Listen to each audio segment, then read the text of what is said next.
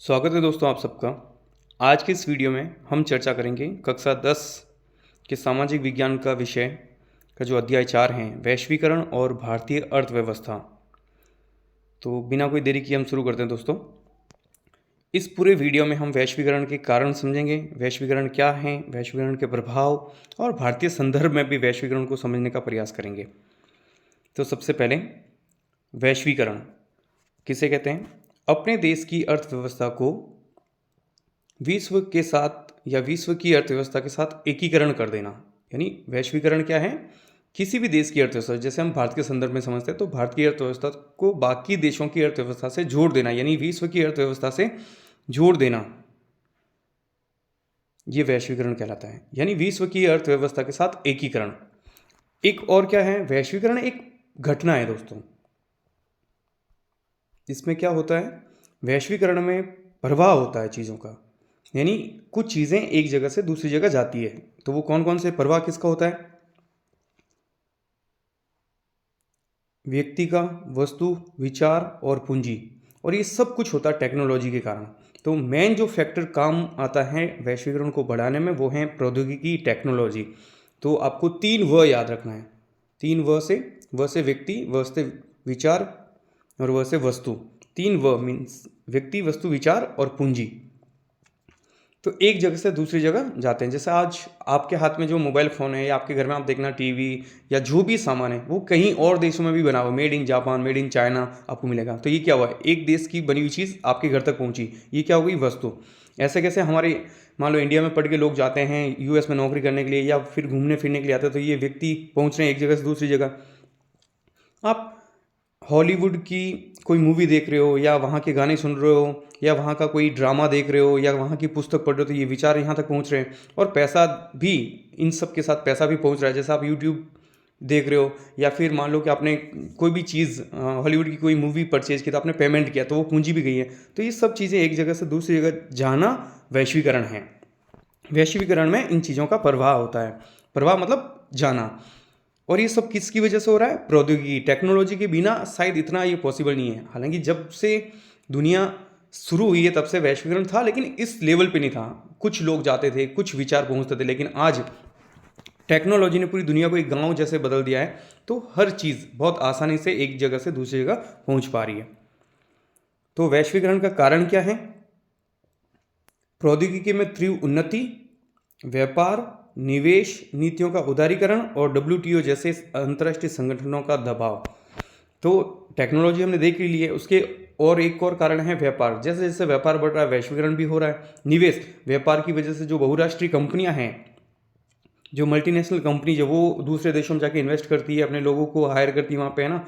तो और वहाँ से बनी हुई चीज़ों को दूसरी जगह ले जाके बेचते हैं। तो ये सब वजह हैं वैश्वीकरण को बढ़ाने में। और एक अंतर्राष्ट्रीय संगठन है डब्ल्यूटीओ, वो खुद भी इन चीज़ों को बढ़ावा दे रहा है।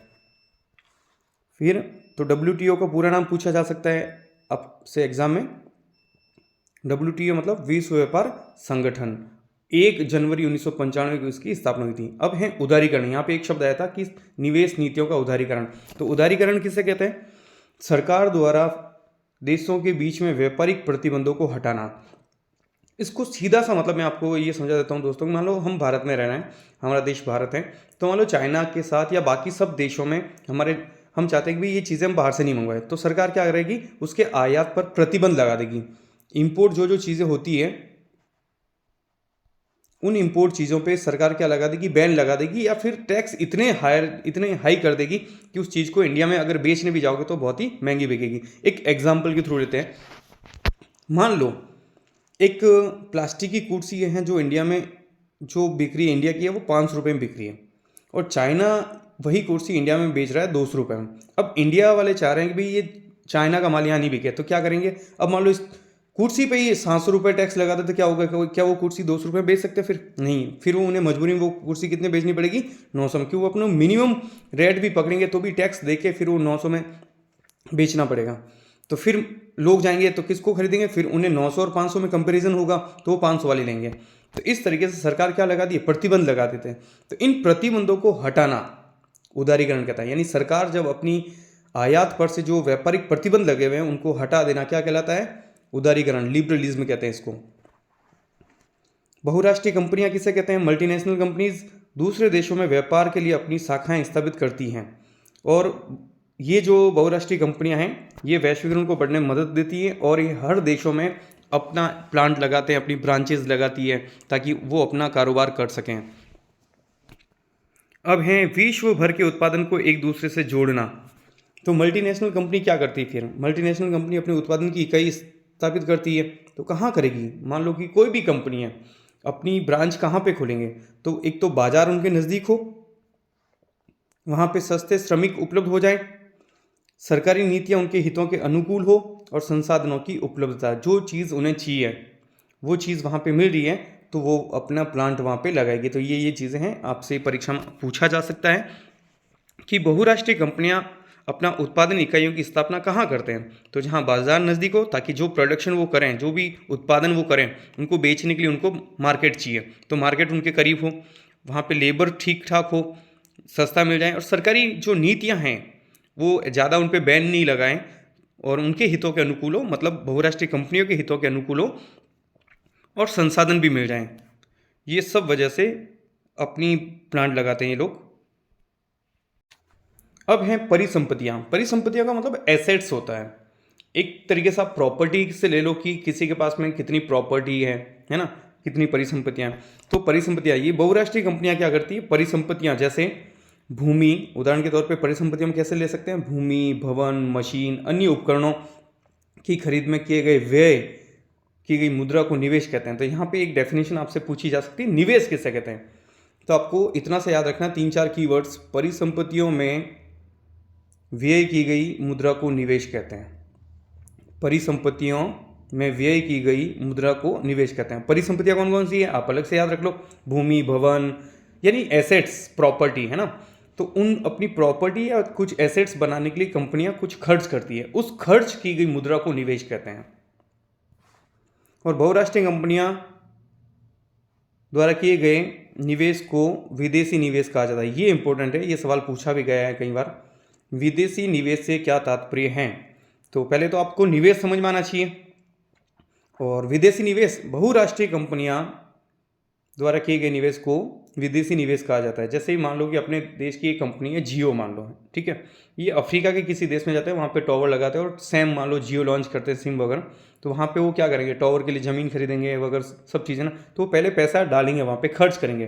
तो अपनी देश की कंपनी वहाँ गई, ये बहुराष्ट्रीय कंपनी मतलब अनेक देशों में काम करने वाली कंपनी, तो उन्होंने जाके जो खर्च किया है, जो व्यय किया है, वो निवेश है। चूंकि बहुराष्ट्रीय कंपनी ने किया, इसलिए इसको क्या कहेंगे? विदेशी निवेश कहेंगे। क्या कहेंगे? विदेशी निवेश। और कोई भी निवेश जो है उसका उद्देश्य होता है लाभ कमाना। निवेश का उद्देश्य क्या है? लाभ कमाना।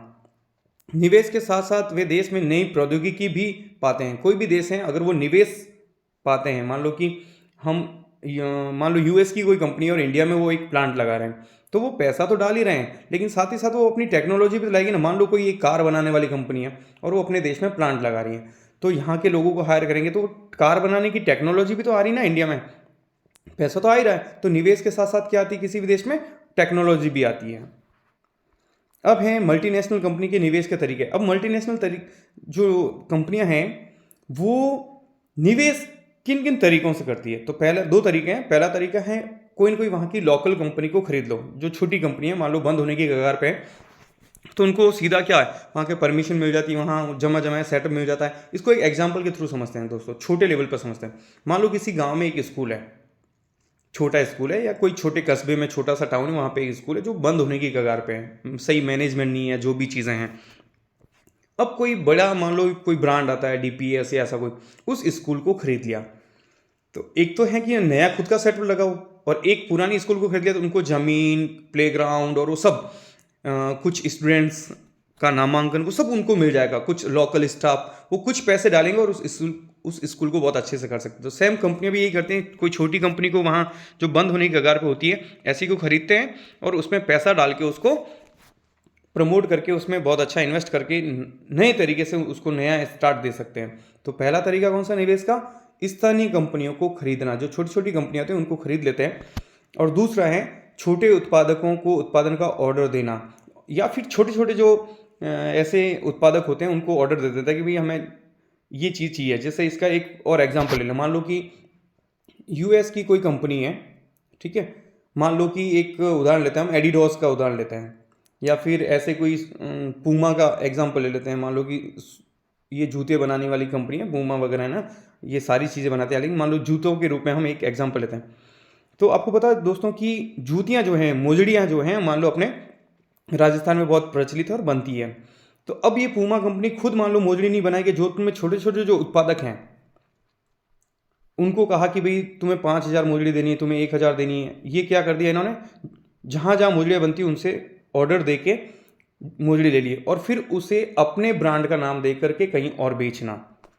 तो एक तो तरीका स्थानीय कंपनियों को खरीदना और दूसरा छोटे उत्पादकों को ऑर्डर देना, फिर इन उत्पादों को अपने नाम यानी ब्रांड से ग्राहकों को बेचना। उस पर स्टिकर लगा देगा और बेच देंगे, तो कोई रोकने वाला नहीं। तो ये दो तरीके से निवेश करते हैं, स्थानीय कंपनियों को खरीदना और छोटे उत्पादकों को उत्पादन का ऑर्डर देना।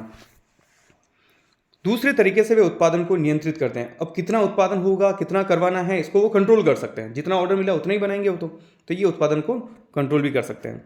फोर्ड मोटर्स जो हैं वो यूएस की एक बहुत बड़ी कंपनी है, जो विश्व की सबसे बड़ी मोटर गाड़ी कार निर्माता कंपनी है। यहाँ पे पूछा जा सकता है फोर्ड मोटर्स किस देश की कंपनी है, बहुराष्ट्रीय कंपनी है, ठीक है। तो ये यूएस की है। अब है विदेश व्यापार और बाजारों का एकीकरण। तो व्यापार प्राचीन काल से विभिन्न देशों को आपस में जोड़ने का मुख्य माध्यम व्यापार रहा है। ये इनडायरेक्टली ऐसे पूछा जा सकता है, प्राचीन काल से विभिन्न देशों को आपस में जोड़ने का मुख्य माध्यम क्या रहा, व्यापार। क्योंकि सारे लोग अपने देशों में रहते थे, वो कहीं और जाते तो कहीं और जाने का मकसद ये रहता था कि व्यापार को करना है, व्यापार को बढ़ाना है। तो प्राचीन काल में जो है अलग अलग देशों को जोड़ने का एकमात्र जो चीज़ थी, कुछ लोग हालांकि वो स्टडी के लिए या घूमने के लिए भी निकलता, लेकिन मेजर जो फैक्टर था वो व्यापार था। अब हैं विदेश व्यापार के लाभ क्या हैं। तो अपने देश के उत्पादकों के लिए दूसरे के बाजार उपलब्ध, यानी मान लो कि अपने भारत के संदर्भ में अगर इसको पढ़ें या देखें, तो मान लो अपना देश विदेश व्यापार करता है तो इसके भारत के लोगों को क्या फ़ायदा होता है। तो अपने देश के जो उत्पादक है उनके लिए क्या होगा, दूसरे देश के बाजार उपलब्ध हो जाएंगे। जैसे हमने एक एग्जाम्पल लिया था जस्ट ऊपर की, मोजड़ी या जूतियाँ बनाने का कारोबार हैं, या कोई दूध के प्रोडक्ट है, या ऐसी कोई चीज़ें जो मान लो कोई ऊन के स्वेटर हैं जो इंडिया में बन रहे हैं, तो अब वो बन तो यहाँ रहे हैं, लेकिन विदेश व्यापार से इन चीज़ों को हम, जो सूती कपड़े से जो प्रोडक्ट हैं वो देख लो आप, यूरोप में और हर जगह इंडिया के बिकते हैं। तो दूसरा जो देशों के मार्केट हैं वो हमें आसानी से उपलब्ध हो जाता है इसकी वजह से।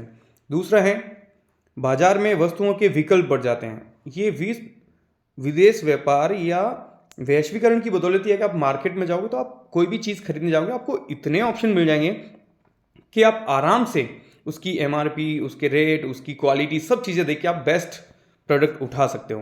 तो ये विदेश व्यापार की वजह से है। विभिन्न देशों के उत्पादकों के मध्य प्रतिस्पर्धा बढ़ती है। अब मान लो कि मार्केट में सेम चीज़ यूएस की भी बनी हुई है, मान लो मोबाइल फ़ोन, इस टाइम इसका बेस्ट एग्जांपल ले सकते हैं।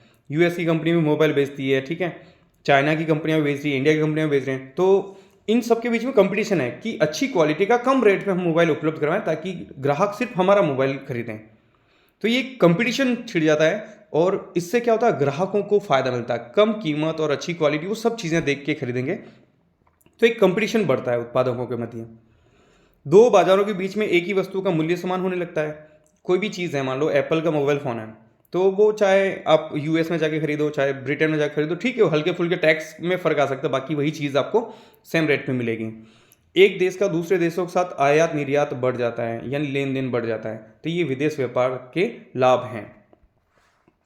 वैश्वीकरण, तो अपने देश की अर्थव्यवस्था को विश्व की अर्थव्यवस्था से जोड़ना। ये डेफिनेशन कई बार पूछी गई है दोस्तों, आप याद कर लें, अपने देश की अर्थव्यवस्था को विश्व की अर्थव्यवस्था के साथ जोड़ना वैश्वीकरण है।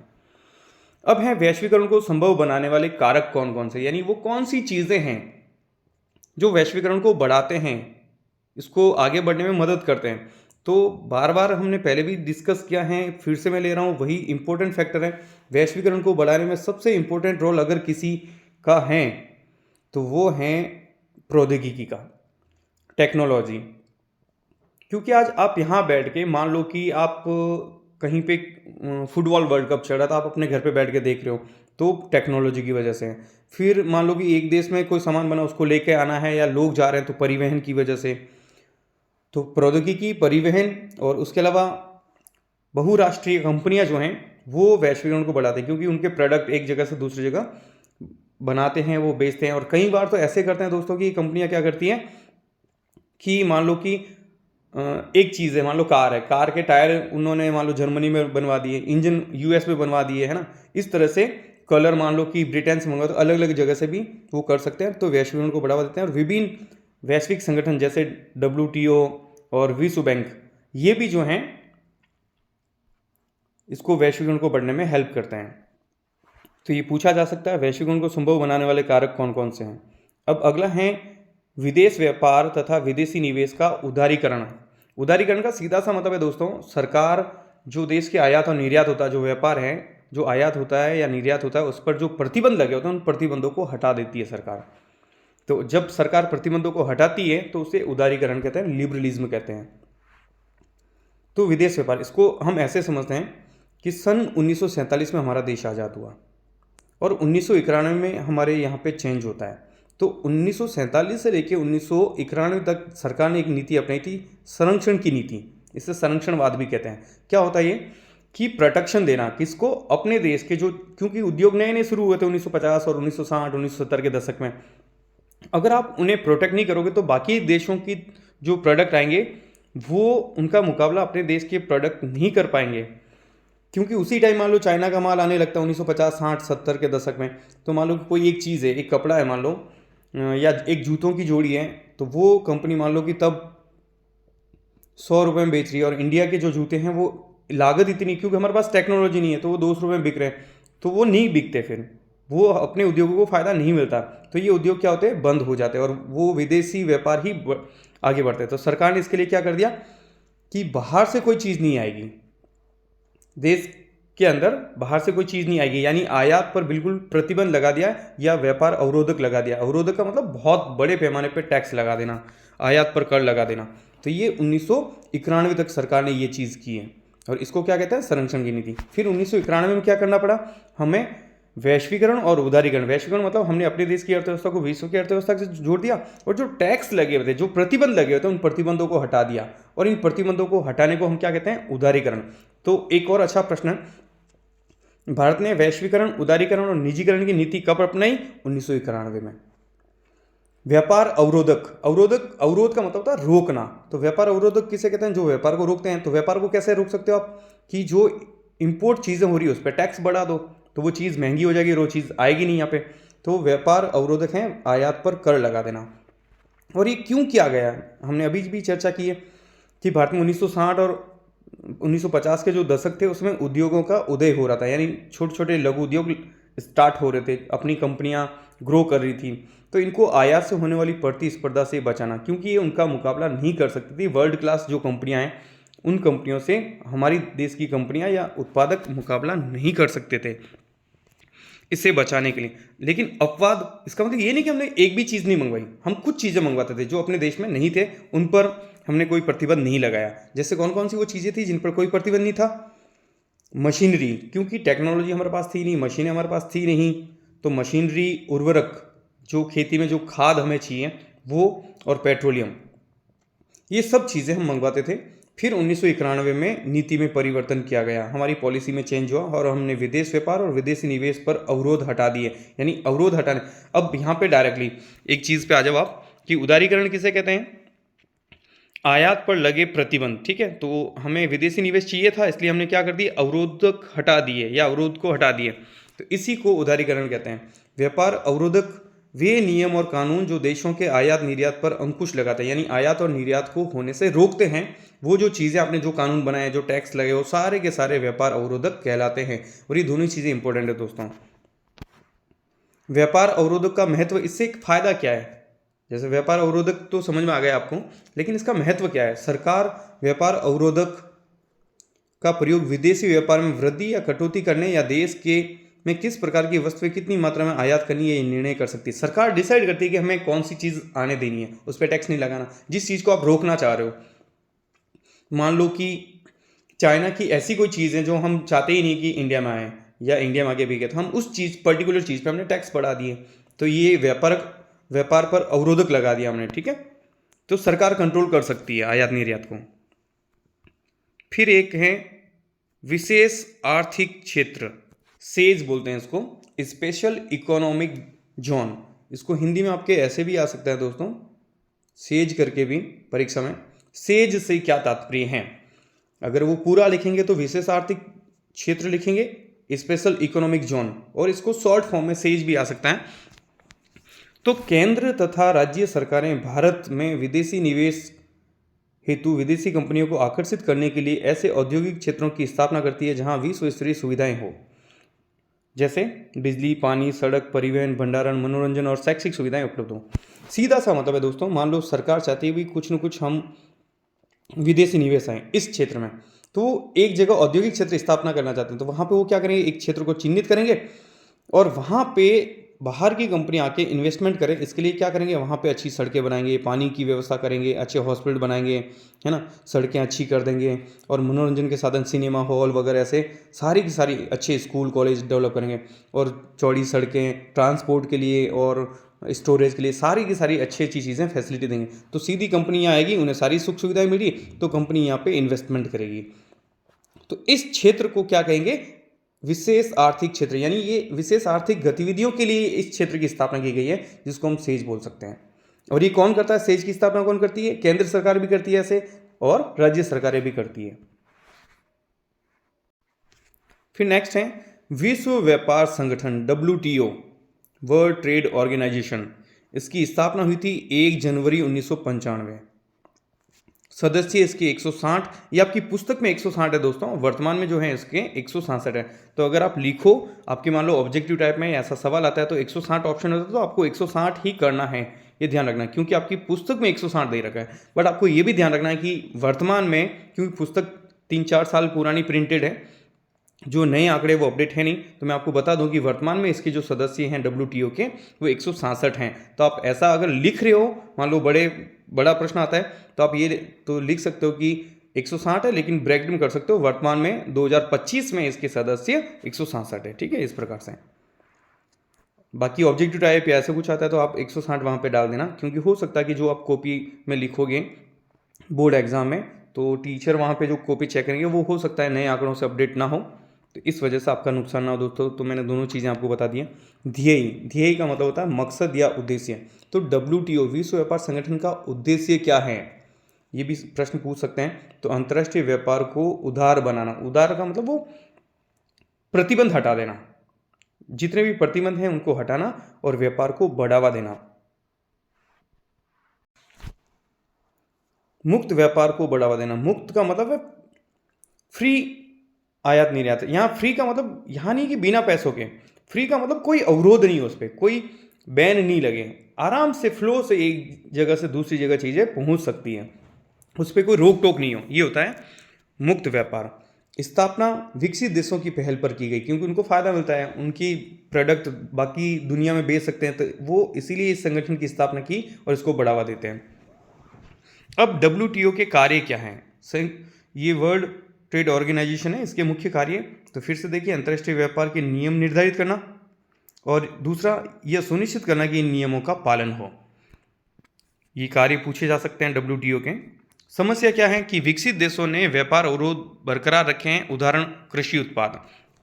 इसका एग्जाम्पल ले सकते हैं दोस्तों कि USA क्या कर रहा है कि USA ने बाकी सारे मामलों में तो अवरोध हटा दिए, बैन खोल दिए, क्योंकि वो आगे हैं, लीड में, लेकिन वहाँ पे ऑलमोस्ट 1% जो लोग हैं US के, वो खेती बाड़ी करते हैं वहाँ पे, और उनकी GDP में उनका योगदान भी ऑलमोस्ट 1%, यानी बहुत कम लोग खेती बाड़ी करते हैं और बहुत कम पैसा वहाँ पे बनता है।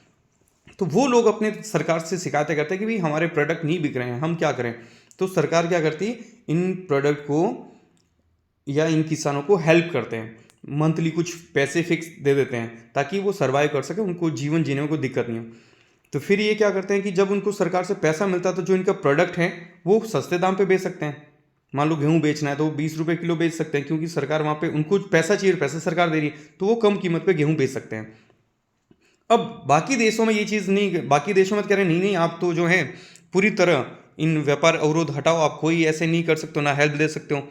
तो ये चीज़ है, कहीं ना कहीं भेदभाव देखने को मिलता है। तो अमेरिका का तर्क ये है कि हम तो कुछ मात्रा में कर रहे हैं। अब भारत जैसे देशों में अगर ये करें, तो भारत में तो आप देखोगे ऑलमोस्ट 45%, 50% जो लोग हैं वो कृषि में लगे हुए हैं, और जब भारत सरकार ये करती है तो अमेरिका इसका विरोध करता है कि आप ऐसे नहीं कर सकते हो। तो ये जो चीज़ हैं वो वैश्वीकरण के खिलाफ जाती हैं या कहीं ना कहीं WTO का दोहरा रवैया देखने को मिलता है। अब हैं भारत में वैश्वीकरण का प्रभाव। तो वैश्वीकरण का प्रभाव अगर भारत के संदर्भ में देखें तो मिला जुला रहा है, यानी कुछ पॉजिटिव चीज़ें भी हुई है, कुछ नेगेटिव हुई है। तो परीक्षा में अगर वैश्वीकरण के प्रभाव पूछे तो आप दोनों लिख देना। वैश्वीकरण के सकारात्मक प्रभाव पूछे तो सकारात्मक लिखना है, नकारात्मक पूछे तो नकारात्मक लिखना है। लेकिन एक चीज़ ध्यान रखना दोस्तों कि जब भी आप सवाल करो पेपर में प्रश्न आराम से पढ़ें, प्रश्न पूछ क्या रहा है। अगर पूछ रहा है कि वैश्वीकरण के प्रभाव तो सिर्फ वैश्वीकरण के प्रभाव लिखना है, फिर आप डिवाइड कर लो कि ये सकारात्मक प्रभाव है, ये नकारात्मक। अगर वो कहें कि नकारात्मक तो केवल नकारात्मक, प्रश्न को अच्छे से पढ़ो, पूछा क्या जा रहा है वही आपको लिखना है। तो सकारात्मक प्रभाव क्या हुआ, इससे आर्थिक विकास में वृद्धि हुई है, यानी ग्रोथ हुई है, इकोनॉमी बड़ी हुई है, ज़्यादा प्रोडक्शन होने लगा है, ज़्यादा फायदा होने लगा है। निवेश और रोजगार में वृद्धि, बहुराष्ट्रीय कंपनी आती है, निवेश करती है, इससे लोगों को जॉब मिल रही है, तो ये भी फायदा हुआ है। और वैश्वीकरण के कारण प्रौद्योगिकी में भी प्रसार हुआ है, यानी एक देश से टेक्नोलॉजी दूसरे देशों में आ रही है आराम से। और वैश्विक बाजार तक पहुंच बढ़ी है, यानी अपने देशों में जो प्रोडक्ट होते हैं वो दूसरे देशों के मार्केट में भी बिकने के लिए जाते थे। ये तो हुआ फायदे, और फायदे भी कौन से, सकारात्मक वाले हैं ना प्रभाव। नकारात्मक, अब इससे क्या हुआ, आर्थिक असमानता बढ़ी, यानी समाज में दो वर्ग बन गए। एक वर्ग जो अमीर हैं बहुत ज़्यादा, उसके सारी फैसिलिटी है, और एक वर्ग बन जाता है जिसके पास कुछ भी नहीं है, वो केवल जीवन यापन कर रहे हैं। तो ये वैश्वीकरण का प्रभाव है कि दो वर्ग बन गए, आर्थिक असमानता की खाई बढ़ गई। दूसरा है रोजगार में कमी आई। अब आप कहोगे सर इधर तो आपने बताया कि रोजगार में वृद्धि हुई है, इधर आप फिर कह रहे हो रोजगार में कमी आई, तो ये ऐसे कैसे। ये देखो, निवेश के साथ साथ कुछ कंपनियां जब प्लांट लगाती तो रोजगार मिल रहा है, लोगों को जॉब मिल रही है, इसलिए हमने इधर लिया। और इधर रोजगार में कमी आई उसी टेक्नोलॉजी की वजह से, उसी वैश्वीकरण के कारण से। मान लो कोई खेत में 20 मजदूर काम कर रहे थे, ठीक है, अब एक मशीन आती है और वो सारा 20 लोगों का काम कर लेती है। तो यहाँ पे क्या हुआ, रोजगार में कमी आई। तो दोनों चीज़ें आप दोनों साइड ले सकते हो। फिर है सांस्कृतिक हानि। वैश्वीकरण के कारण आप देख सकते हो कि सांस्कृतिक हानि, अपनी संस्कृति जो मूल संस्कृति वो कहीं ना कहीं छिन भिन हो रही है, उस पर नकारात्मक असर देखने को मिल रहा है। और पर्यावरण प्रदूषण, वैश्वीकरण के साथ साथ इतनी ज़्यादा प्रोडक्शन की वजह से, इन सब वजह से पर्यावरण प्रदूषण भी बढ़ा है, तो ये इसका नकारात्मक प्रभाव देखने को मिलता है। फिर है न्याय संगत वैश्वीकरण के लिए संघर्ष। अब अगर वैश्वीकरण को न्याय संगत बनाना है, सही बनाना है, सारे लोगों को इसको फायदा मिले, तो कैसे कर सकते हैं। तो वैश्वीकरण का लाभ केवल उच्च और मध्यम वर्ग के लोगों को मिला। ये बात सत्य है कि वैश्वीकरण हुआ है, और आज भी आप देखो लोगों को जितनी फैसिलिटी हैं सिर्फ अमीर लोगों के लिए है, या मिडिल क्लास के लोग उन फैसिलिटीज़ का उपयोग करते हैं। जैसे प्लेन है ना, एरोप्लेन है, कितने लोग बैठते हैं, गरीब आदमी कब बैठता है, कभी नहीं बैठता है। या ट्रेन चलती, ट्रेन में जो बहुत हाई लेवल के जो फैसिलिटी वाले जो डिब्बे हैं उनमें उन सीट्स को कौन बुक करवा रहा है, तो ये भी आप देख सकते हैं। तो एक बड़ा जो वर्ग है वो इन सुख सुविधाओं से वंचित रहा है, ये वैश्वीकरण का, यानी एक बड़ा वर्ग, सिर्फ इस वर्ग को फैसिलिटी मिल रही है और बाकी सारा जो वर्ग है वो वंचित है आज भी। तो क्या कर सकते हैं, न्याय संगत वैश्वीकरण के लिए क्या कर सकते हैं, सरकार को कुछ नीतियां बनानी पड़ेगी, कुछ नियम बनाने पड़ेंगे, जैसे कि जो विशेषकर मजदूर और किसानों के हित में हो और उनको भी इसका फायदा मिले, ऐसे प्रयास सरकार को करने पड़ेंगे। और WTO से समझौता करें कि हम अपने जो वंचित लोग हैं, जो आज भी मुकाबला नहीं कर सकते, उनको तो हमें छूट देनी ही पड़ेगी, तब जाके वैश्वीकरण का न्याय संगत उपयोग कर पाएंगे हम लोग। तो आज की वीडियो में इतना ही दोस्तों। वीडियो कैसा लगा, अच्छा लगा तो लाइक और शेयर जरूर कीजिएगा, कमेंट सेक्शन में जाके भी आप बता सकते हो। Thank you so much for watching.